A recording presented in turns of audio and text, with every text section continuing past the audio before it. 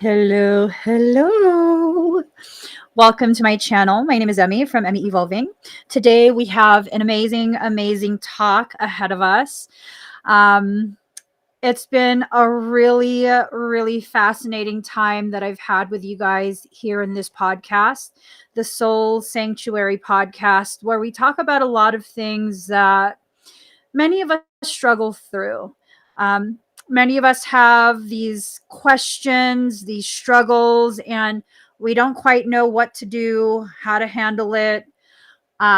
We often feel very alone, to be honest. No matter how many friends you have, we have a tendency to feel very alone in our journey. And when we come across other souls, other people who resonate with us, oh my gosh, the relief that we feel, the relief of finally coming across a person that it just feels right at first. It feels right. It feels like they know us. It feels like we've known each other for forever. Just some really beautiful sentiments. And, does it always stay that way? Is it something we did that makes things kind of go wonky? Or is this simply a soul connection that needed to be explored? So, today, the topic we're having for today's podcast, episode 4 of the Soul Sanctuary podcast, is soul connections. How many of you have experienced a soul connection that was just undeniable? It was something that felt so amazing. It felt like we finally found home in someone else. We found someone who understands us. We found someone who we think is never going to leave our side. Now, what I was talking about at the very beginning was this sense of starving for a depth of connection, this sense of like feeling so alone in the world that just really no one understands. And again, when we come across people we have a soul connection with, oh my goodness, the history that our souls have with each other. My gosh, it becomes this thing of like, this person is now my world. You are my world. You are my home. I'm putting everything into you. Um, you're never going to leave me. We belong together, and it might even just be a friend. You know what I mean? It might not even be someone who you're romantic with or romantically interested in. How do we navigate this? Well, first, we have to figure out, what type of connection is this? Are you guys aware? There are different types of soul connections. So many of us are already so painfully aware of the whole twin flame connection thing, right? What do you guys think a twin flame is? What is that? Is that someone that we're supposed to be in a relationship with? We're supposed to be forever in love. I have to like nervously giggle because so many people feel that about twin flames.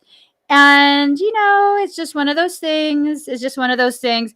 Let me just rewind really quick. I completely forgot to mention, we have the Patreon membership up and running at this point. If you guys want to come and join, we have different tiers of membership available. For all of our Patreon members who select the initiate tier or higher, you will be receiving free access to my 222 sound bath meditation event. If you've ever been to one of my sound baths, you know it's amazing. I also have tickets available. They're only $22. If you don't want to do the Patreon thing, or if it's not something feasible right now, but definitely check it out. All of this info is in the pinned comment at the top of your screen. Okay. Just wanted to mention that. Completely forgot about it. So going back to the whole twin flame thing, right? Just take a deep breath. Just take a deep breath. What is a twin flame?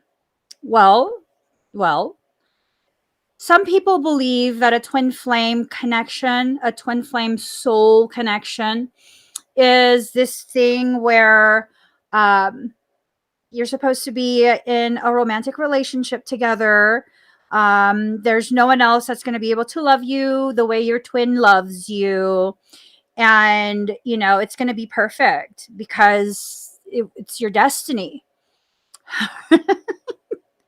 What often happens with a twin flame connection is that it becomes very, very difficult. It's a type of soul connection that challenges you in ways no other soul connection can challenge you. So let's leave. I'm getting all sorts of. Let's leave the twin flame conversation for later, okay? I um I think I would prefer talking about all the different types of not twin, but soul connections, all the other types first. First. So as I talk about the different types, I definitely want you to think about the people in your life, the ones who like mean so much to you, the ones that you are super invested in, the ones that you totally would bleed for. You know what I mean? That sounds super dramatic, but the reality is there are some people in our life who hold that type of gravity where we would willingly suffer for them. Willingly suffer for them. Is it worth it though? Hmm. So let's start with soul ties, okay? Soul ties are people who come into our lives, um, and it's something where it's like you guys bond really, really fast. You guys become either like close friends. Soul ties often are people who you have like romantic connections with. Like it's a very, very fast type of bond, and sometimes it's like a casual intimate setting. I don't know if that makes sense. These are oftentimes people who you'll have casual sexual encounters with. Now what starts off as really amazing and like, oh my gosh, I have butterflies, I feel them all in my juju. It becomes very toxic very quick. Very toxic, very, very quick. They begin to, or you begin to, violate boundaries. There's no such thing as boundaries for this type of soul connection. Okay. This is someone who very quickly wants to take ownership of you. You are not to be shared with other people. You belong to me. Um, and they'll use different terms to try and coerce you into believing what they believe, which is they now own you. Okay. This is someone who, even after you cut them off, oh my goodness, they are going to insist. These are people who say they're my twin flame. Oh my gosh. No, they won't leave you alone. These are people who often become stalkers. Let me just catch my breath, sip some coffee. Um, I'm trying to remind myself not to behave like a pirate today. This is the non-ratchet day, so we're trying to remain in a stable emotion today. So, yes, soul tie people. Oh my goodness, this composes a large percentage of those who have bought into that twin flame narrative. Okay? Yikes. Yikes, yikes, yikes. Are you guilty of this? Doesn't make you a bad person. It just makes you unaware. Okay? I don't want you to feel badly. I don't want you to feel ashamed. When you become aware, now we can hold you accountable. If you weren't aware yet, now you are. And because you're aware now about soul ties, now you have to hold yourself to a higher degree of accountability, a higher degree of social responsibility, just really making sure if someone else is pursuing you and, they don't like the fact that you're not entertaining their interest, you have to be careful with that. Soul ties become extremely toxic extremely fast. Okay? Extremely fast. Here's a question from Leanne. Would you say these soul tie people are there to learn lessons from us? I would say that anyone that you come into contact with, that both of you have the opportunity to learn something from each other. I don't feel like anything is ever just one way, where it's only one person, one soul that's benefiting from the interaction. Even after I've said that, I will add that oftentimes when you have two souls facing each other, learning from each other, oftentimes only one will be aware of the learning. The other will be so focused and so just drenched in ego based insecurities that they won't be willing or able to acknowledge, much less learn from whatever lessons they're facing with you. And again, you guys, I want to make sure I'm very, very clear. This has nothing to do with identifying people as bad people, good people. That's just so unnecessary. The only time I want to identify someone or label them is whether they're toxic for me personally or not. And that's an important thing to do when you're dealing with soul connections. If you are toxic for me, then that tells me you are helping me to identify areas within myself that still harbors toxicity. And so I'm going to need to walk away from you and begin addressing these areas that you've triggered within me. Now, if someone's not toxic, I mean, they can still do rude things, hurtful things, but are they toxic to me?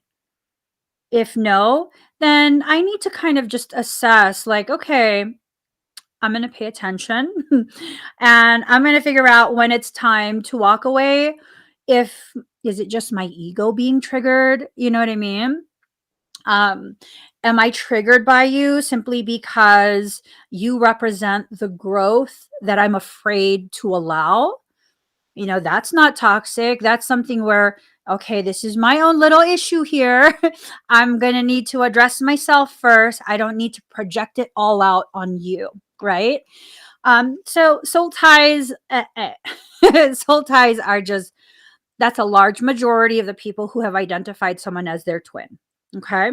If you cannot let them go, if you've identified them as a twin and, and you're just like really, really convinced they're your twin, right? Therefore, you guys belong together. Like you have to be together, and you don't know why. They're just being so stubborn. They're just refusing to see the truth as you think it is. Um, it's most likely a soul tie. It's most likely a soul tie, at which point, it might be time to reassess whether or not it's time to walk away, time to let it go. Because soul ties are just as intense, except they have more than just a sprinkling of toxicity. Soul ties have a big cup full, a big cup full mixed well. So be careful with that, okay? A lot of narcissistic connections are soul ties. A lot of narcissistic connections are soul ties. Going back to the whole twin flame thing yet again, uh, a lot of the falsely identified twin connections are indeed soul ties with narcissistic tendencies, okay? With a narcissistic type of dynamic where one is constantly the giver, because if you don't give and accommodate, they're going to run, because remember the whole story of the twin flame runner, right? We have to just pause. Excuse me. Allow yourself to reassess where you are within yourself and if this is really resonating with you. If it is, don't feel like you're, less than smart. No, this is how we learn, through life experience. We learn after we experience things with other people. So the next type of soul connection is a soul partner. Soul partners are amazing. Soul partners, sometimes they're referred to as soulmates. This is the most common. I would say it's the most common type of connection that you'll find with other people. These are people who agreed before you guys were even born. These are people who agreed to connect with you at some point in this life and help support you, encourage you. Um, they hold space for you. These are the people who are the sanctuary for your heart, for your tired soul. You can have quite a few soul partners in this lifetime, like quite a few. And these are people who can and will do anything and everything in their power to make sure that you're okay. These are the people who are like the best friend of your soul. Okay. If you know a person in your life that is a soul partner, it could be a best friend, it could be a romantic relationship, cherish those people, cherish them deeply. They would not intentionally try and hurt or harm you.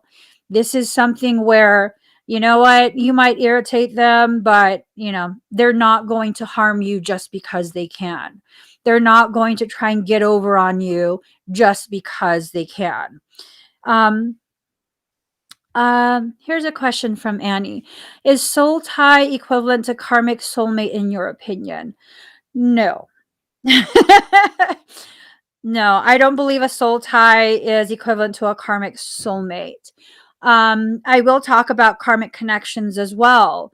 I believe they're different. Soul ties can be the very thing that establishes a new karmic connection in this lifetime. That could be the thing. Um, it's more common for us to revisit lessons with the karmic connections in this lifetime, simply because this is the lifetime that we're all being given the opportunity to clear as much of that karmic load as possible. Clearly, the world is changing. The human consciousness is changing. And what's happening is, as we change, we become much more able, much more prepared to begin really addressing the deeply rooted things. That's because our souls are being given the opportunity to reconnect with previous connections and then clear them out, you know? So, next would be next type of soul connection are the soul group, soul family. You guys are my soul group. This is a group of souls that decide to come together. Um, they decide before everyone is born, obviously. They decide to come together, and they usually come from the same cluster of fractals, divine fractals. They usually have a very similar type of soul purpose. They usually go through a very, very similar soul lessons at around the same time. Okay. These are people who you'll resonate with and feel very close to. It's typically like a platonic type of love, just a very deep, deep, like, I have so much gratitude for your presence in my life. Soul groups, soul families, they are extremely protective of each other, extremely protective of each other. They could never just sit there and watch someone even just be disrespectful to you. If they see that, like, it's very difficult for them to stay quiet on it. They want to say something, but sometimes they won't. If they know that you prefer to deal with things on your own, they won't interfere. This is just like a really respectful, really loving, very balanced type of connection. Absolutely, Universal D. This is us. This is us. That's why I have such a deep respect, appreciation, and love for you guys. This is like literally us. You know what I mean? Soul groups can be very large or it can be very small.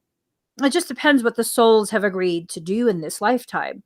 And again, they usually have a very, very similar type of I'm sorry, type of objective. in this life, very similar types of soul purpose and learning trajectory. So, with soul group, soul family, so long as you continue to try and, you know, intentionally create this with people who are not part of your soul group, you're going to have a lot of problems.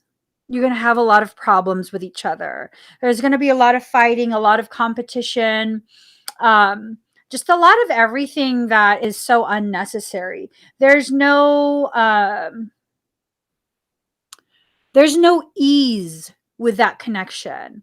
Like if you guys see the way we all connect together on the Emmie Evolving channel, here in the Soul Sanctuary, even on Facebook, the Soul Sanctuary private group.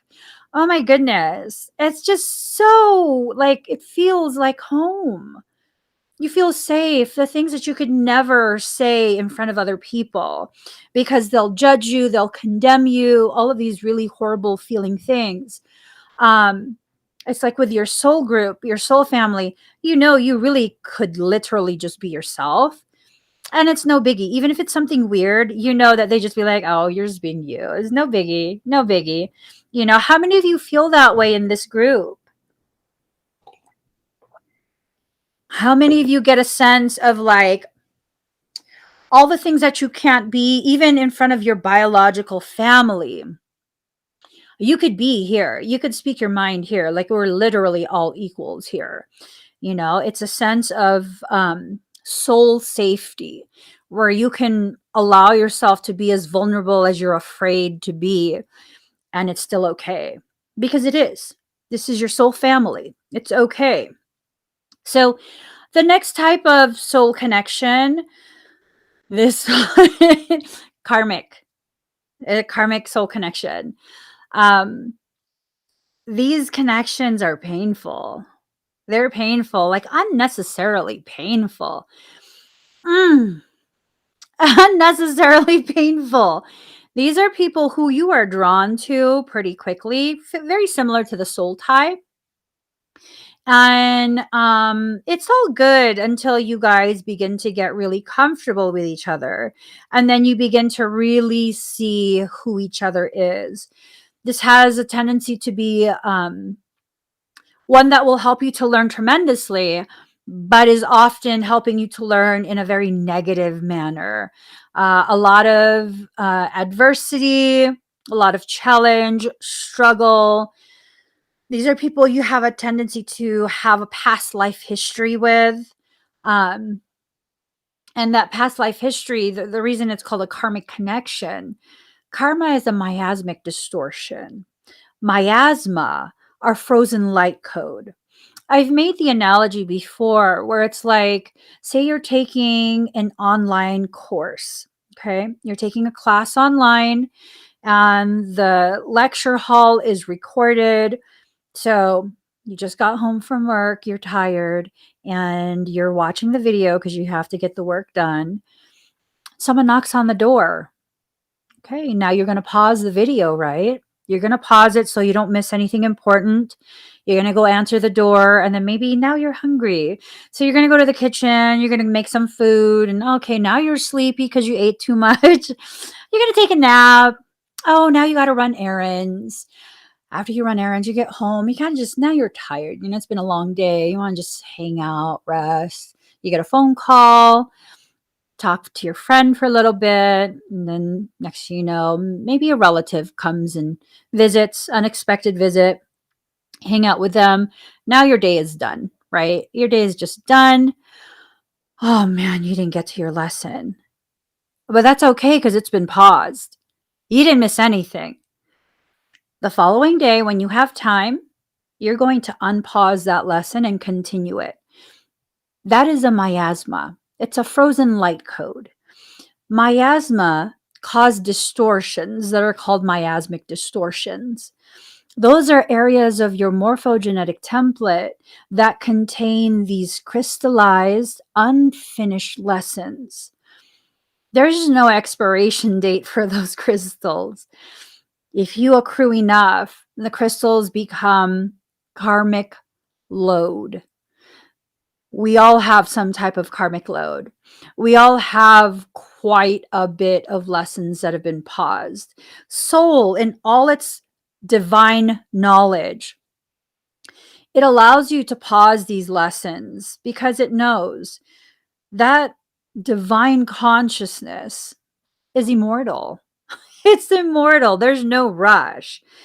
Your entire lifetime could be the equivalent of an hour-long class. It's just one class. It's not even the entire program. It's literally one day in class from your entire academic career. Once you begin to understand the gravity of how much your soul has experienced, how many people know your soul, I mean, things just don't seem that serious anymore. They just don't, because you begin to understand, you know, it's been a lot of things that my soul has been through, and I make it through. It didn't change me tremendously. I'm still at my core the same soul that I've always been, just a little more seasoned. A little more seasoned, okay? So these karmic connections are just the finishing off of certain lessons from previous lives. Now, they can help us learn a lot, but it's gonna hurt. There's other ways you can learn these lessons. There really are. What I've learned from my own soul, I only need to experience an event so that I can learn from it what I need to learn. Something that I have refused to learn until I am forced to live through it. If I'm meant to learn something about slowing down and I refuse to slow my life down, I keep making myself overly busy because that's a trauma response. When you're overly busy all the time, that gives you a very credible excuse, justifiable excuse to not work on processing your life, right? So if I don't want to slow down and the only way to slow me down is to make me deathly ill,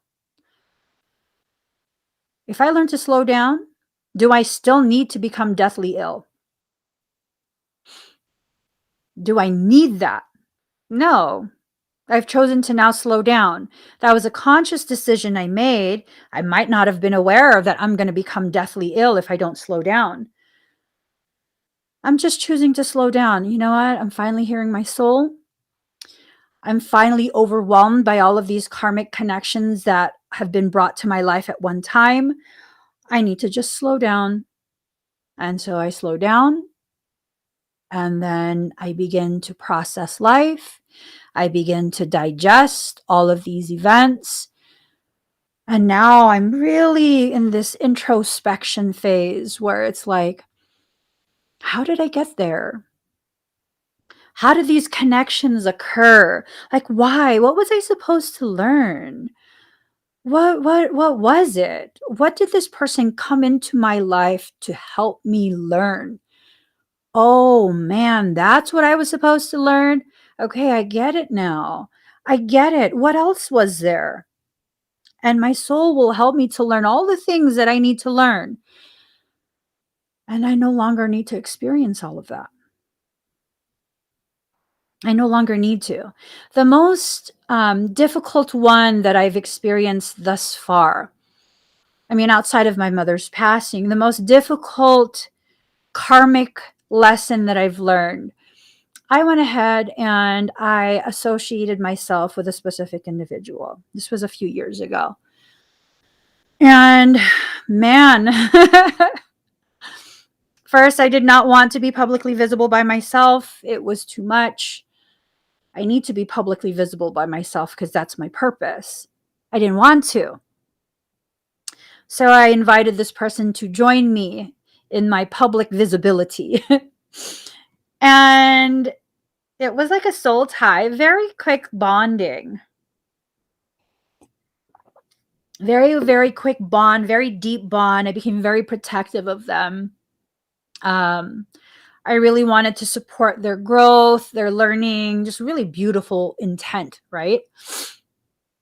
And then and then they got comfortable. And they began showing me the truth of who they are, what they are. Did not want to see that.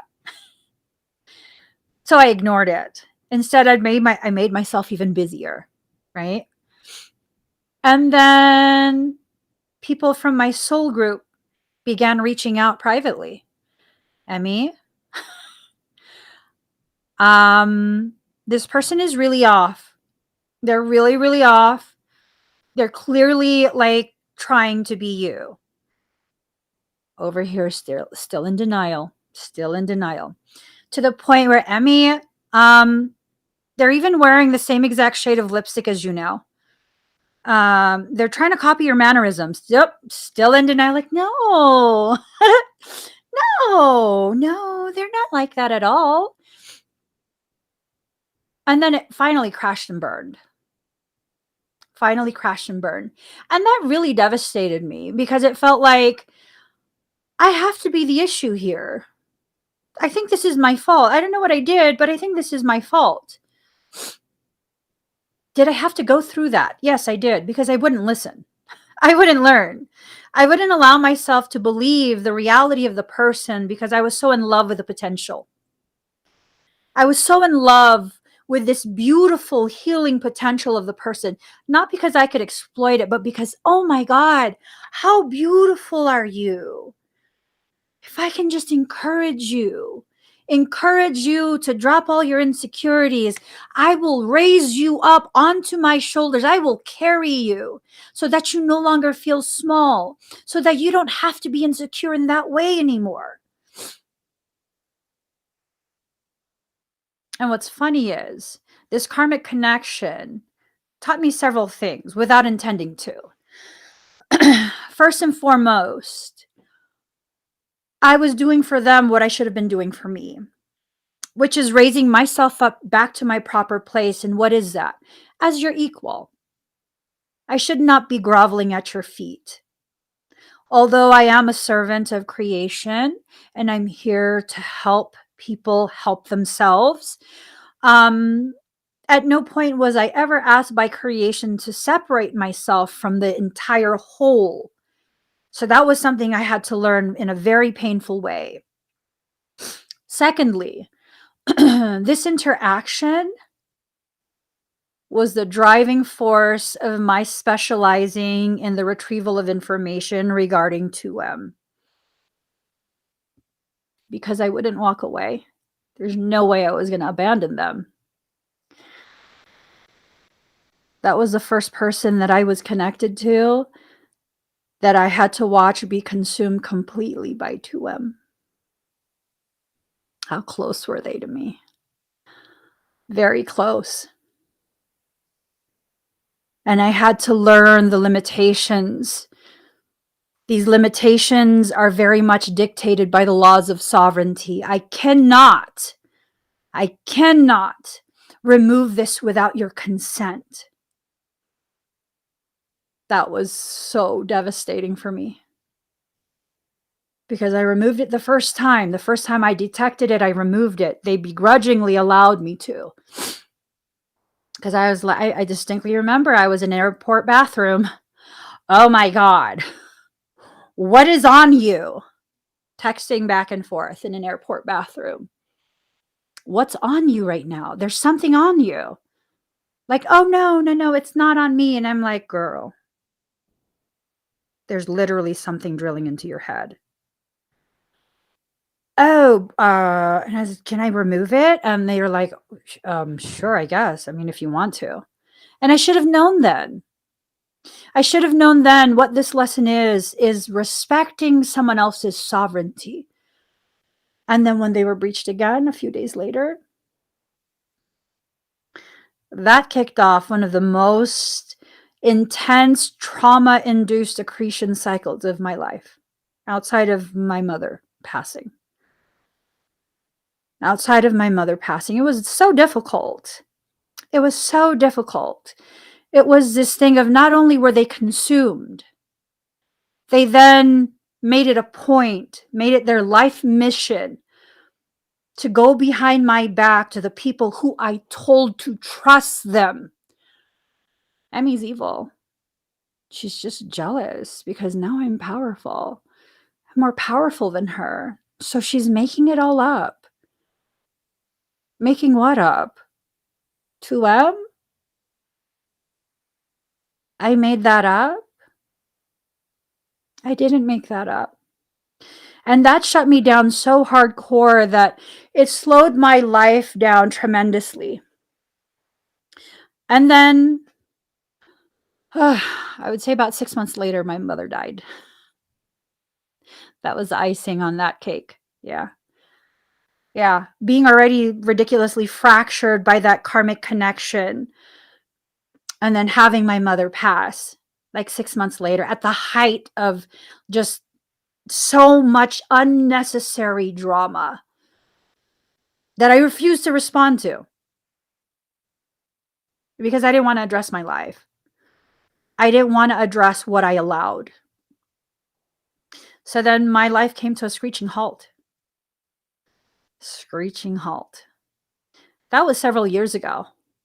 I'm barely now finding center again. I'm just barely finding what my new baseline is. Karmic lessons are difficult. I no longer feel betrayed by that person. That person was never a friend. They were opportunistic when it came to me because I told them through my actions, not only is it okay, I'm encouraging you. I'm encouraging you. We have to be careful of the way in which we pre-program the connections we have with other human beings. If we're not aware of what the soul connection is, and then we add into that mix, teaching them a dynamic that's so detrimental to us, that's a fast way to accrue quite a bit of karmic load that might be past life based. It might be based in this life. You're starting a new karmic load, a new soul tie. We don't know. It's time that we really begin to assess what our connection is with other people, not so we can neatly label them, but so we can understand some of the limitations and the potential lack of longevity that they will have in our life. I mean, this person, I was absolutely committed and loyal to this concept I created for myself, where we are the trifecta. Trifecta? There was no trifecta. I was carrying everything. There was no trifecta. The trifecta was me, myself, and I, dragging these two along with me like, I don't want to go by myself. You got to come with me.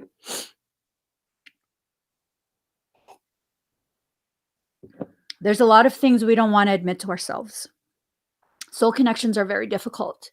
They challenge us to exit what we are comfortable believing, acknowledging.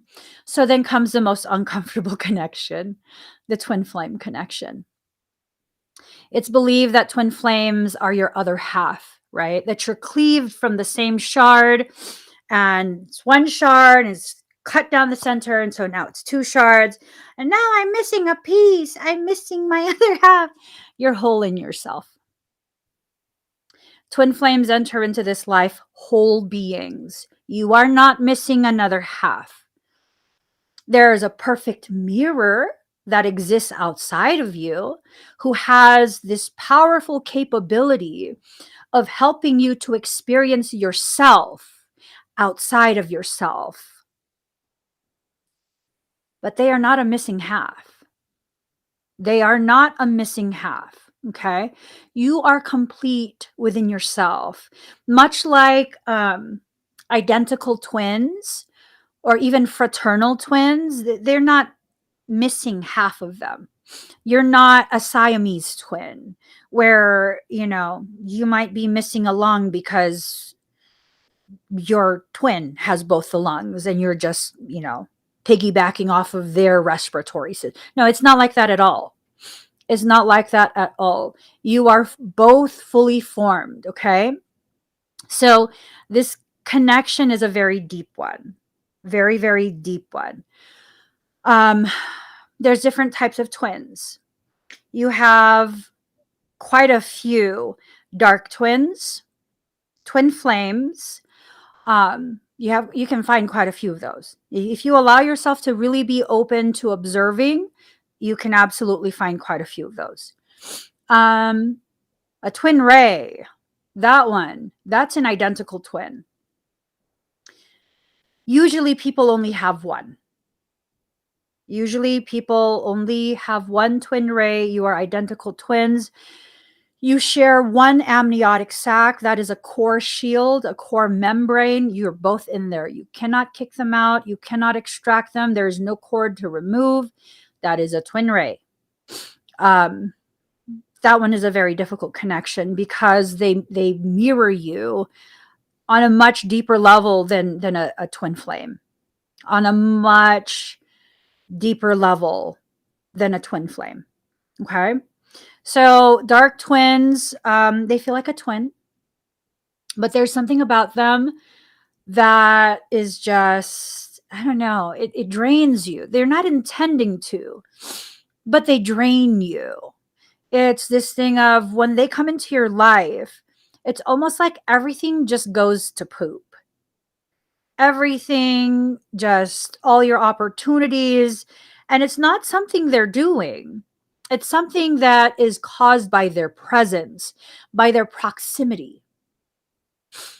Typically, your dark twin, I mean, I don't know about you guys. I was very close with my dark twin, and I noticed a lot of opportunities, a lot of my harmony became disharmonic, opportunities disappeared, and they were always just so negative in their mindset. You know, it's just like nonstop. It's nothing but drama for you. I remember having this conversation with him. Like, Twinny, it's nothing but drama for you. I was just blunt. I was blunt. Like, it's nothing but drama for you. When are you going to be sick of the drama? Like, can't you choose something else? And they were convinced they couldn't. And that irked me because then it's like, well, then why am I around? Because you're messing up my entire harmony in my life. Like, I can't do that with you. You know, like, I'm good. They're not a bad person. They're not at all. They even came and hung out with my family. Yeah, we had like a sleepover in the living room. All of us just slept in the living room. It was fun. Yeah, he got along real well with my husband, but he is just dark. He brings darkness everywhere he goes. He's not a bad person, but he's a magnet for struggle and strife. Do I need that in my life? No, I don't. So this whole like talking every day just to see if he's okay, and no, I'm good. I'm really good off of that. Once in a while, if I haven't talked to him in a very long time, we will message and be like, hey, let's catch up. And that's fine. We'll catch up, but I go back to my life. Okay? To my life. Now, the twin flames, you can find quite a few of these. These are the ones that are not necessarily negative, but they're not necessarily needing to be romantic with you either. Okay? This is someone who you could definitely become enchanted, drunk off of their energy, and that's one of the things with twins. They get drunk off of each other's energy and presence very easily, very, very easily, to the point where you'll forget about all the other things that you need to consider, that you need to take care of, that you need to focus on. You'll find that after several hours on the phone, you're like, holy crap, we've been on the phone several hours. I need to get going. Okay. Their energy is very intoxicating. The twin ray, Annie, that's what a monadic twin is. They come from the same monad. That's what it is. That's what I call a twin ray. The twin ray is something that there's just this hardwired telepathic connection. Um, they might not, and you might not be aware of how to use it, but you just know things. You just know things, whether you're in contact or not. That connection never goes away. The twin flame connection, that can kind of become ignored. Um, it's not as prominent. It might seem like it is until you actually come across a twin ray. That you'll know there's a huge difference between those two types of connections. That monadic twin, oftentimes your life history before they come into your life, um, it's almost like they're almost perfectly mirrored, almost perfectly mirrored. And that becomes a very interesting thing. I found that with twin rays, for any given topic, you're either exactly the same or polar opposite. There's no in between. So, for example, do you like chocolate? Both of you, yes, absolutely love chocolate. Okay. Do you prefer to be warm or cold? You like to be warm, they like to be cold. They're just polar opposites. And that's what I found with twin rays. It's either you're exactly the same or you're polar opposites. For me, I can become combative and confrontational. If you trigger me just right, especially in person, I'll consider it. I can be very combative and very confrontational. Um, my twin ray, not at all. Like, no, it's not worth it. Don't even bother. Just don't start stuff. And I'm like, what? How do you mean don't start stuff? Yeah, no, I could totally become combative. Like, for me, it felt justified. For them, it's like there's never a justification. Just be peaceful, chill out.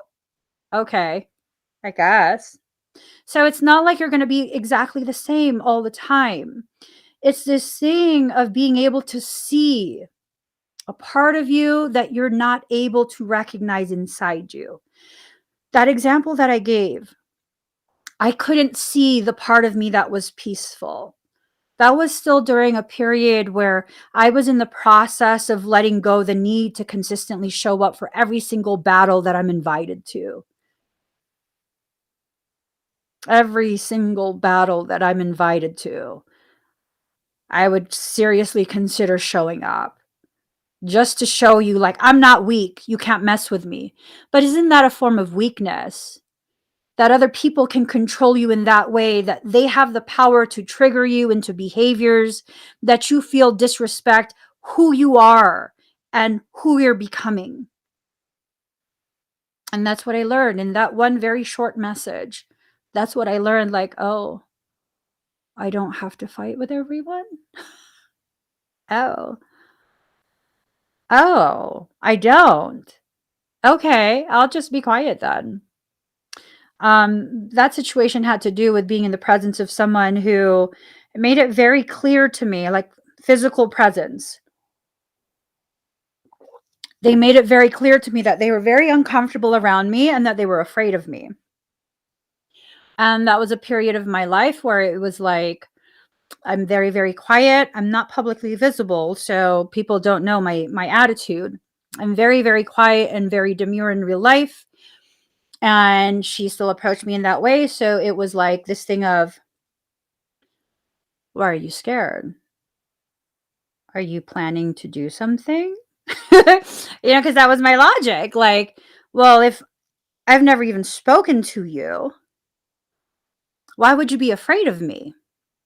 The only time people are afraid of me is if they are worried that I'll find out what they're plotting against me. We don't have to live that way if we don't choose that way. I didn't know there was any other option because that's literally how I was raised. I didn't know there was any other option until I came across my twin Ray, who was just like, why even say anything? Just leave it. That's basically her problem. That's not your problem. Just leave it alone. I'm like, what? I don't have to say something? No, I don't. I don't have to say anything. And it's this thing of, You don't understand the options that are presented to you until you come across someone who can show you that there's another way to be. Not because how you are is not enough, but because who you are deserves so much more peace, so much more harmony, so much more than what you're willing to give yourself. How much have you given up of you simply because you didn't know that you didn't have to? The soul ties will not let you know that you have an option to say no. The soul partner will love you through your process. They'll allow you to choose whatever you want to choose for yourself. They will not interfere with your learning, and they'll be there if you fall, if you harm yourself, your emotions, I mean, by choosing what you choose, they'll be there to help you process. They'll hold that space. The twin, oh Lord, the twin will reflect right back to you exactly who you are and where you're at in your journey. It's a crazy thing to be able to see yourself existing outside of yourself. It's a very, very crazy experience. It's a really crazy experience. I don't remember what the conversation was about, but I remember getting irritated one time because the person that I assume is my counterpart was not being rude, but there was something in what they wrote, which I don't remember anymore. But it was this sense of like, I could feel it's almost like a sense of entitlement. Like because they said it or requested it, that I needed to comply. And I remember firing back real quick, like, do you realize if I'm really your counterpart, like, how would it go over if I told you what to do? And then they were like, yeah, no. Okay, I'm sorry. I don't remember what it was. I wish I remembered what it was. But I got irked because it's like, you're not going to tell me what to do. You're just not going to tell me what to do. I don't care who you are. You're not going to tell me what to do. And they didn't quite grasp it. It wasn't an argument, but I could tell they could hear and feel what I was thinking. And all I had to say was, trying to imagine if I did that to you, would you do what I'm telling you to do? And that was it. Immediate apology. Because I'm vaguely aware that there was something being communicated in that moment that was not on Messenger. That was something like thoughts were being transmitted to each other. I think they were testing boundaries, to be honest. I think they were testing boundaries and they wanted to see if this was something where they could get their way. I'm assuming they're accustomed to getting their way. And I was like, no, you're not getting your way. Please. If I don't let my husband get his way like that, you're not getting your way like that. Get out of here with that.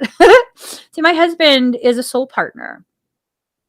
That's why I can grow so beautifully and so in such a protected manner. That's why I don't have any fear of being shattered by life. Like, this is someone who, yeah, I have been shattered many times. And at no point has there ever been this wavering of like decision to assist me in my putting myself back together. There's no like reflecting of me and my toxicity. There's just, he is who he is. I am who I am. He'll love me through anything. And having that type of connection has been so healing and so empowering for me. It wasn't the twin connection. The twin connection was profound. Absolutely. It helped me to see so much about me, my behavior, my life, my trajectory. Had nothing to do with a romantic thing. It had everything to do with I had blinded myself from my own gravity. I had blinded myself. And you guys might be like, well, if your husband is a soul partner, a soul mate, how come he didn't tell you? Oh, he did. He did. He does. He has. consistently. Well, then why did I need to encounter a twin ray, even if it was just a few weeks? I think it was like a month that we were interacting, and then that was it. Well, because your girl is logical. I'm like, well, if this man loved me so much, obviously he's going to tell me everything that's nice and good, right? Oh my gosh, he's going to tell me everything nice and good. And because it's because he loves me. It's not because it's true. He could just be saying these things to make me feel better. Mm-mm. It was hard for me to accept. He's actually telling me the truth. Like, to this day, we've been married. We're working on 20 years married. That doesn't include the years we were just dating. And he's to this day, he's still like, "You're so hot.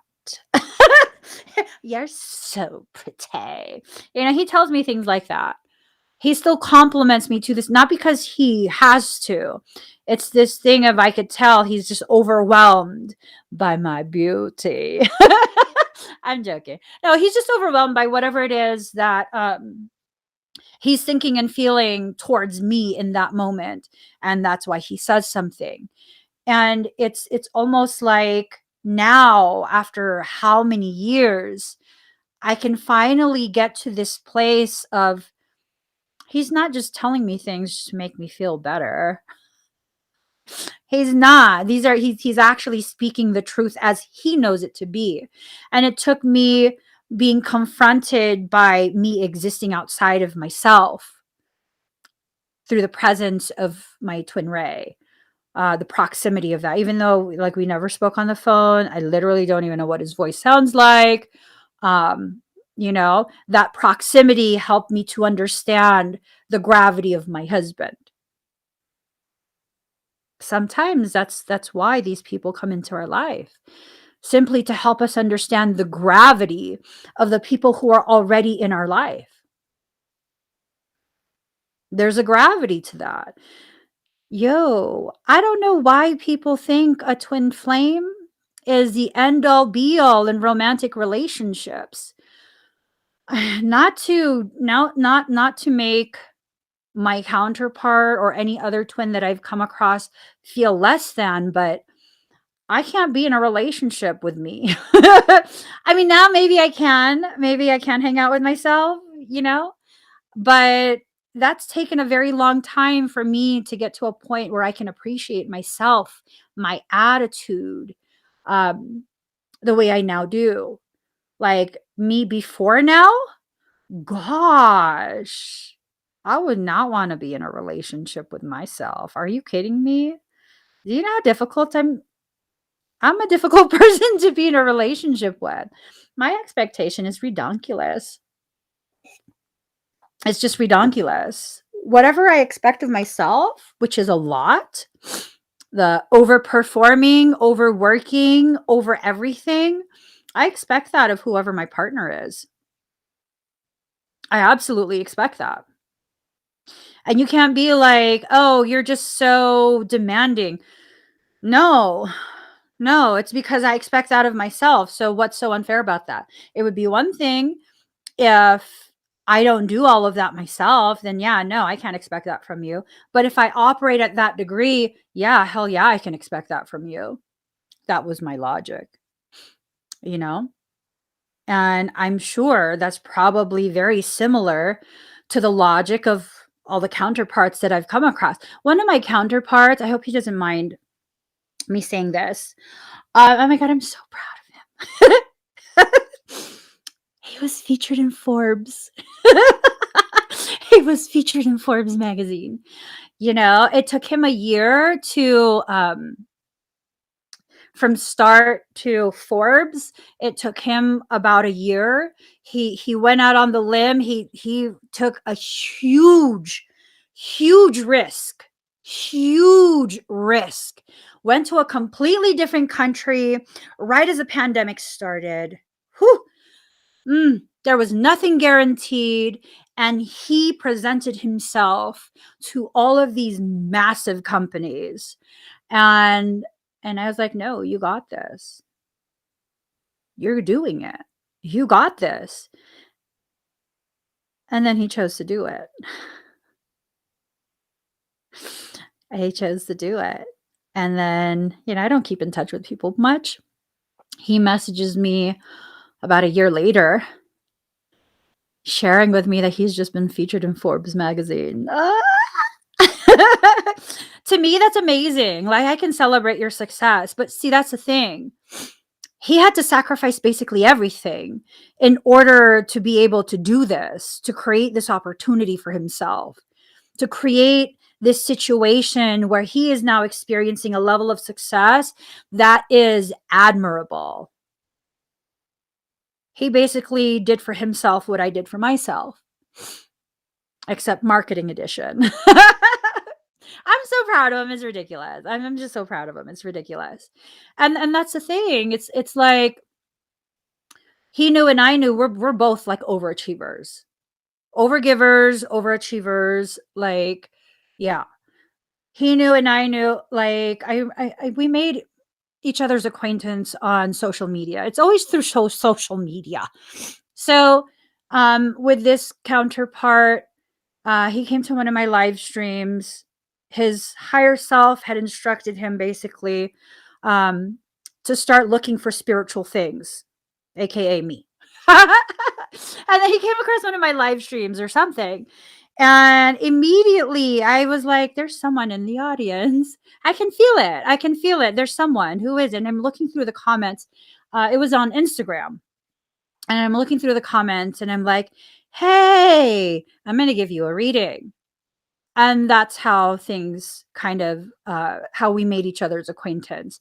And then we had interactions here and there. And it was just one of those things where it's like, I already know who you are. I know who you are. And I remember we were going to do a project together. And he asked me, so what does it mean that I'm a twin flame of yours? And I was like, not a damn thing. He's like, oh, so I don't need to do anything. No, it's just like realizing you hold that type of gravity in my life, but no, you don't have to do anything. There's nothing you need to do.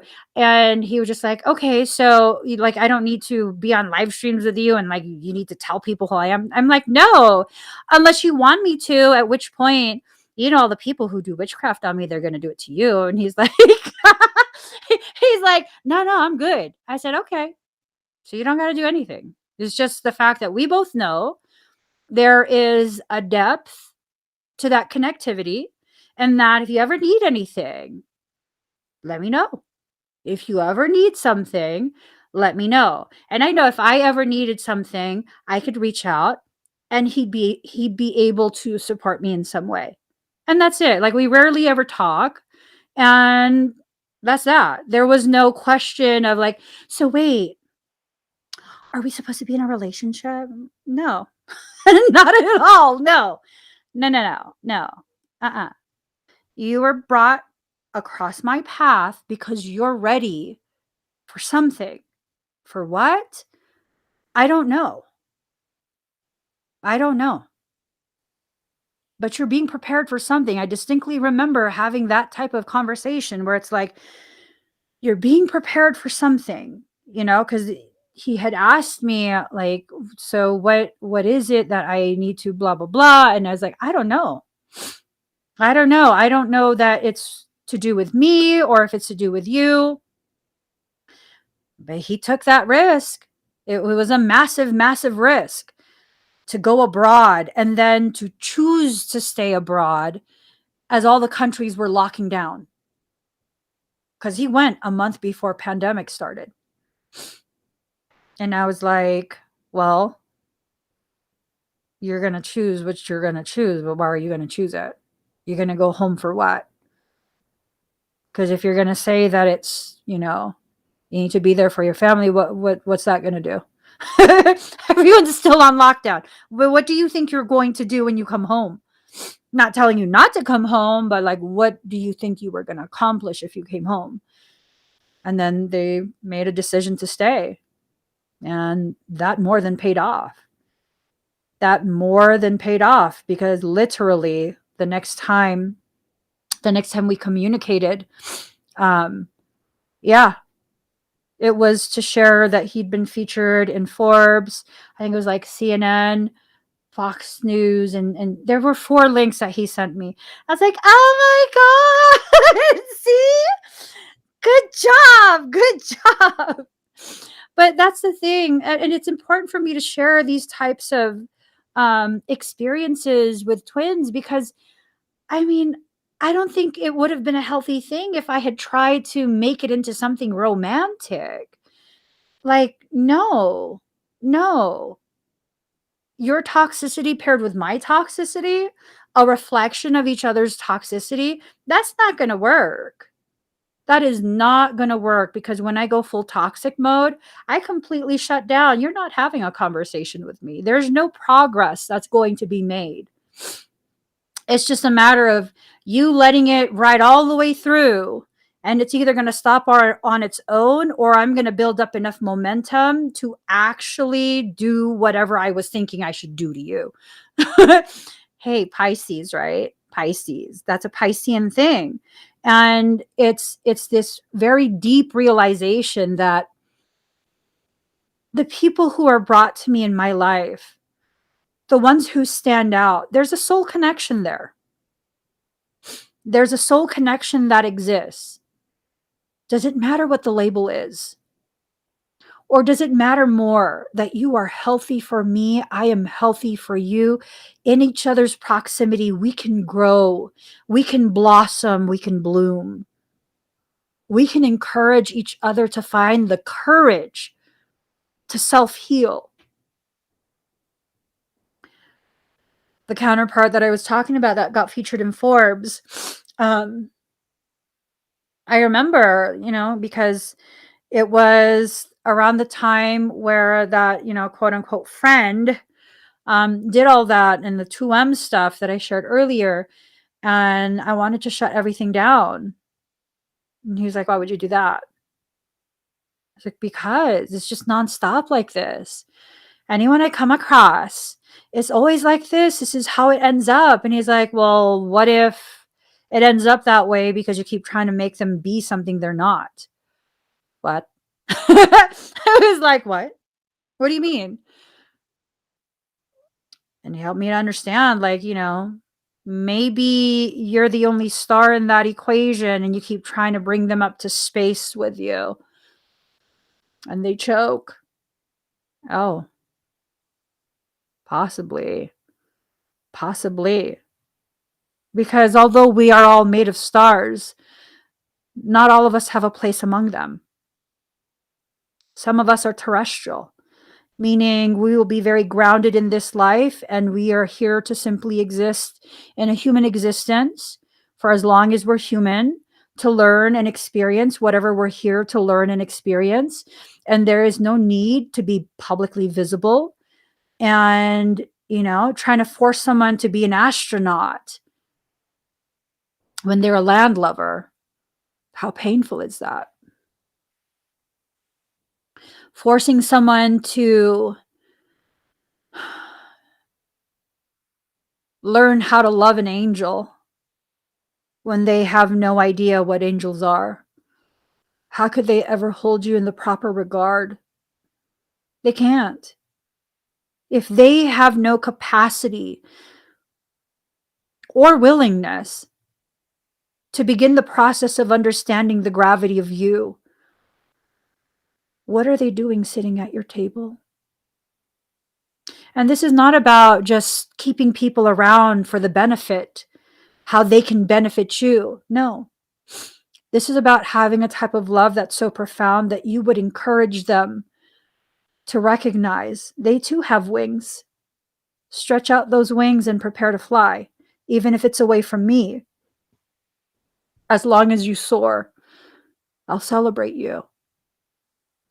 All of your soul connections need to have some type of spiritual, soul-based compassion, not just for self, not just for the person, but for you and your dynamics.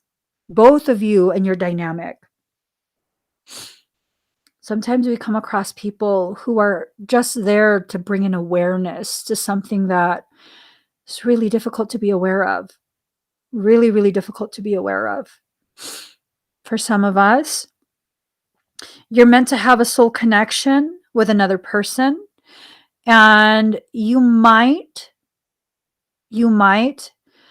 have been allowed to see them in dreams, sense them, their energy in dreams for quite some time before they come across your path. For quite some time. My twin Ray, um, I've been shown his eyes and hair since I was a small child. I'm like, who is that? Who keeps being shown to me? And then I do know that I would say about a year and a half before they reached out to me. And they didn't realize it was me. I was trying to do dream interpretation for them. I was trying to do some dream interpretation work for them, and they were telling me that they kept being shown um, someone, and they gave the description, and I'm like, "Are you joking? Are you joking? Or like, are you trying to? What are you doing? Like, I don't get it." And they're like, "Well, you were asking about dream interpretation." It was basically a description of me, but like my face is obscured. They've never met me in real life, so they don't know that that's a description of me. And I very rarely post selfies, especially back then. Very, very rarely would I post selfies. And so they had no idea that this was the color that I like literally wore every single day. I always have an undershirt on underneath whatever I'm wearing, like a tank top. And it was that specific color tank top every day. I wore it every day because I had like so many of them in that color. For some reason, it was just that color. And I started wearing that color maybe like 6 months before I even made their acquaintance. So there was no way that they would know that. There was no way. So sometimes you're shown just so that when you have an attitude like mine, where you are avoidant to that degree, you're shown these things so that it's almost like predictive programming. So you won't be so quick to push them away before they can trigger the learning that needs to be triggered. Okay. So signs you've met a soulmate, and then I got to get going. You feel something about them so deeply. You might not be able to put your finger on it, but you cannot deny this feeling you have every time they're near. Your internal chaos suddenly goes quiet with them. Like the world sits still, you know? You'll still have chaotic things happening, but in their presence, it's just a peacefulness. It's like everything is paused. They enter your life at the right time. You may have met them previously, but barely interacted. This time, you've connected very deeply, and they feel like the missing piece to your puzzle. Your connection quickly becomes so intense, your emotions and pain become intertwined. What happens to you, they feel. And not in a way that's like a twin. It's more like this empathy, like, I can't believe someone would want to hurt you that way. Like, you're amazing. Why would they do that? You know? Your paths appear to be heading in the same direction, and life flows effortlessly. You know each other's shadow parts and do not feel the need to judge each other. You see each other's space as sacred and encourage each other to be free, either intentionally or by simply holding space until they return. There is no trying to own them. There's no toxic jealousy, comparison, or competition. You may not agree on everything, you each feel each other's happiness is more important than being right. You know, like you guys might have a little bit of disagreement, but it's like it's not worth it to fight, you know? Their touch makes you feel as though you're being healed. Like it makes you feel when they hug you, it makes you feel like even your heart is being hugged. You know, one of the things that I notice for soulmates, it's this very common experience that when they hug you or when you think of them, the beauty of their presence in your life, it makes your heart feel something, and oftentimes it makes you even like just close your eyes for a moment, like, yeah, no, they're amazing. They're amazing. These people, you have to cherish them. You have to cherish them and make them feel as welcome in your life for as long as they're with you. Some soulmates will not stay forever. Most will stay for a long period, but some are there for a brief time. Okay. Um, so signs you've met a karmic. Gosh, your connection and experiences with them seem to be a lot of repeating patterns. There seems to be minimal to no growth between the two of you, regardless of the amount of time you've been consciously connected to each other. Think of the song X Factor. X Factor by Lauryn Hill. That's what I think of when I think of the karmic connections. It could all be so simple, but you'd rather make it hard. Oh, karmic connections. I'll tell you, I got some hashtags for that. I'm not going to say it in this podcast. So they try to control several or most aspects of your life. The way you think and your perceptions are often corrected by them, leaving you feeling very unsure of yourself. This eventually leads to you feeling consumed and becoming dependent on them. They are selfish in their expectations of you. Their needs seem to always come before your own. They demand you to invest your time and energy into them more than they are willing to invest into you. See, this sounds narcissistic, doesn't it? It sounds very, very narcissistic. It felt like your meeting was destined. You had an instant connection that felt very deep and very addicting. Because of this, you're committed to doing whatever it takes to make this work, no matter what you have to sacrifice. No, healthy love, real love will never ask you to sacrifice anything. Never ask you to sacrifice anything. You experience things that make you feel overly exposed and that all your flaws are revealed. This may be due to the volatile nature of the person or the connection. The volatility often begins with irrational expectations, exacerbating your fears and pushing your buttons in order to have control over you. That's called gaslighting. These connections do not last no matter what you give up or do to make it work, because eventually they get tired of you and they move on to greener pastures. Some of us will not have the courage to let go of this type of connection. Others of us, we're just done and we're not there for that no more. And that's okay. If you don't have the courage to let go of this type of connection, don't worry. Eventually they'll let you go. And when they do, make sure you lock that door. When they exit, close the door and lock it so they can't get back in.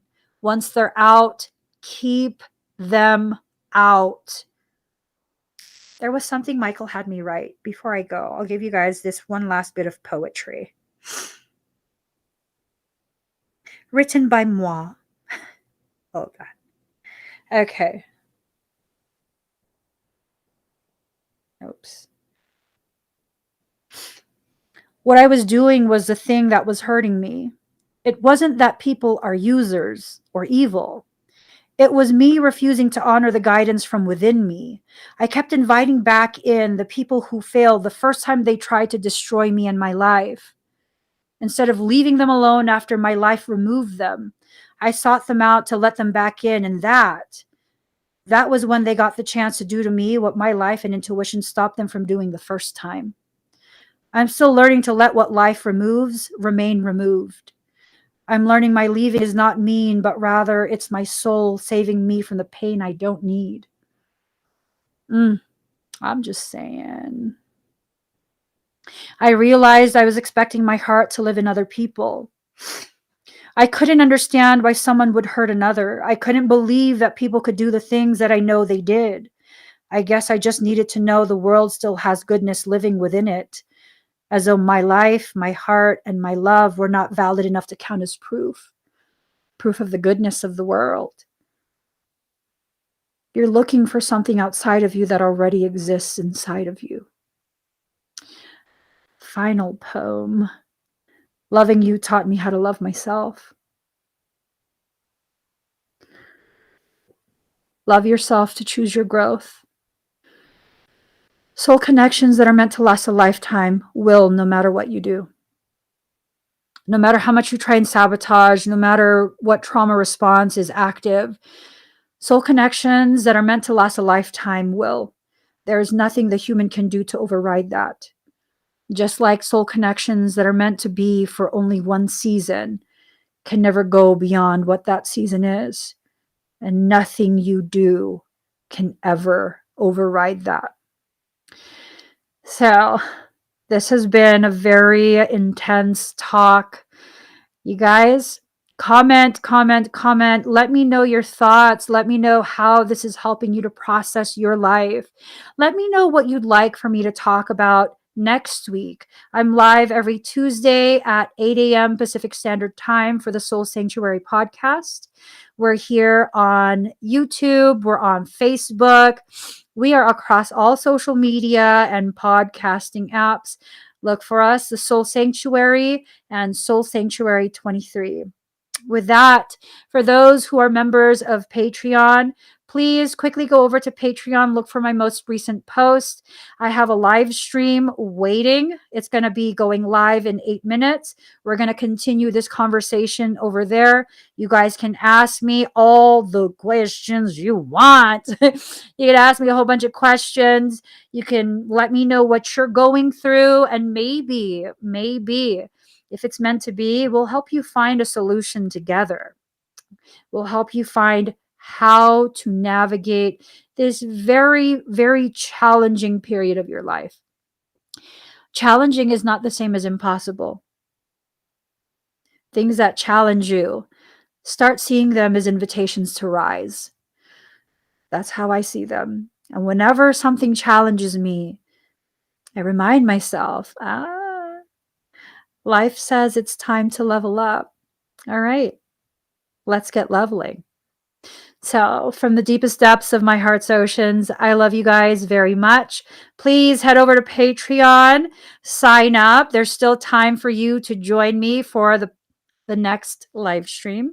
It's going to be in 7 minutes now. The link is already in Patreon. Only members on Patreon will be able to see it, okay? So, if you want to go check out Patreon, the link is in the pinned comment of this live stream. I'm going to see you guys again later. Love you. Bye.